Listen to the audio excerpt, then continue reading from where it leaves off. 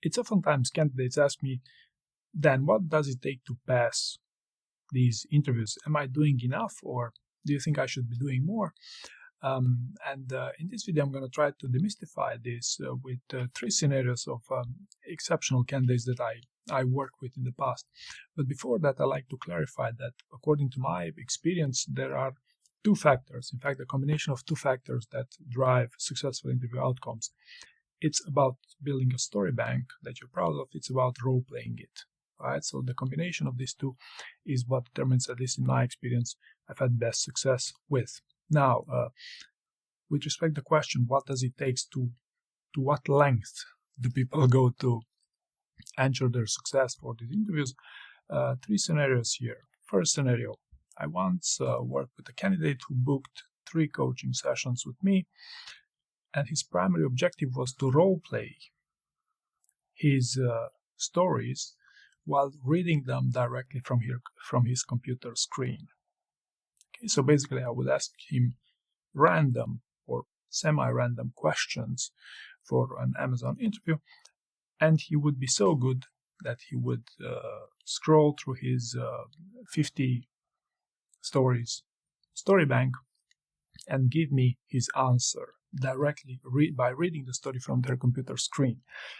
Right, so he was a successful candidate. He got into a senior executive role, and 5 years on, he's still working for Amazon, by the way. So this is in a context where most candidates would struggle both with coming up with a story bank that they're proud of, or some candidates have no idea how their answers sound. They never role-play them. But to some candidates, they're this good, they're at this level where they can, experiment with cheating in these behavioral interviews. And by the way, if you're new to these things, just try it yourself. Just ask yourself some random questions and try to read them out loud in front of the mirror and record yourself. See how it will sound. This is the closest it gets with cheating in behavioral interviews, by the way. The second scenario I'd like to talk about here would be expectations from a role-play session. Most candidates would do role-play on the reason that, hey, if I do a one-off role-play, that should suffice. I get more or less an idea on what it takes to pass my interview. And sometimes it works, to be honest with you. But there are some exceptions. For example, I once worked with someone in multiple sessions. He took multiple sessions with me, that's true, but in one of those sessions, we were able to go through all of Amazon's 14 leadership principles twice.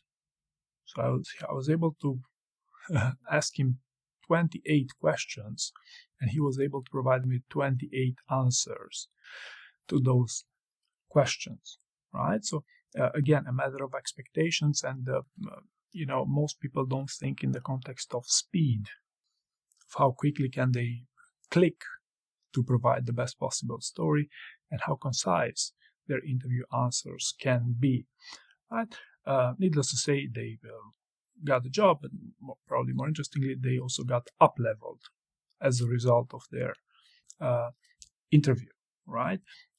And the third scenario I'd like to talk about here, something that someone else that I thought was really peculiar, but also exceptional in its own way. I had someone who hired me as their coach originally, then they fired me as a coach because they thought, hey, we're not a good match. They found someone better.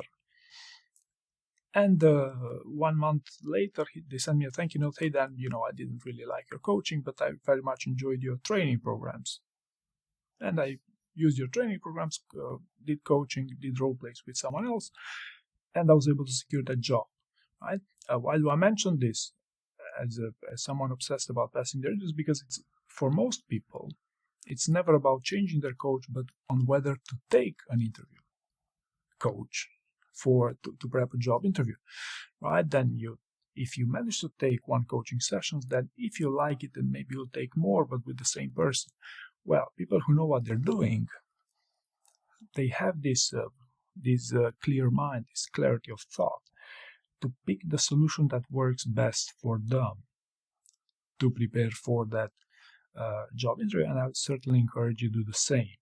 Right, so maybe a few honorable mentions here. It's very common for me that I work with people with whom have 60 or more pages of their story banks, so it can be a very long narrative format.